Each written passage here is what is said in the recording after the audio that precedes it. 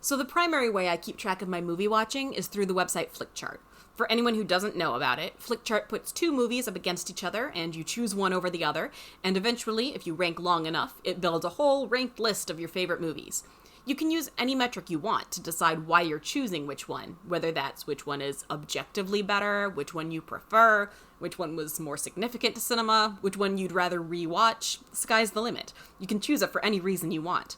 Mine tends to be by personal preference, but by an ever-changing, ever-fluid kind of preference.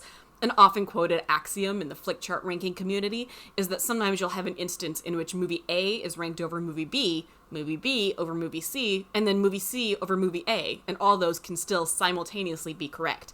So the idea is that there's not so much a fixed order, and your chart may constantly be in flux. I have, however, realized that I have a tendency to keep my very, very top of the chart pretty fixed, and I'm not sure it's for the right reasons. A lot of the movies in my top 100 are movies that I haven't even seen in a long time. Maybe movies I watched a ton as a child, but since I don't rewatch movies a whole lot as an adult, they may hit me completely differently now. Maybe they don't belong there anymore. There are certainly some newer favorites in there that I've seen recently enough that I can still attest to their greatness and still think they belong in there. But I suspect that's not true with all of them. So what I'm going to do in this series, and I can't promise it will be regular, but I'm going to do my best, I'd like to watch through my top 100, from number 100 down to number 1, re-ranking them all and deciding if they truly belong in my top 100 favorite movies of all time, as well as sharing a little bit about what I like or used to like about them.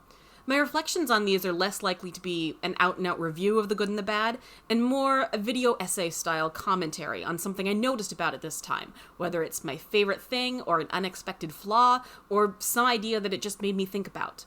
So you can follow along with me on this journey. I'll tell you every time what my next movie is going to be, so that you can choose to watch it along with me if you want.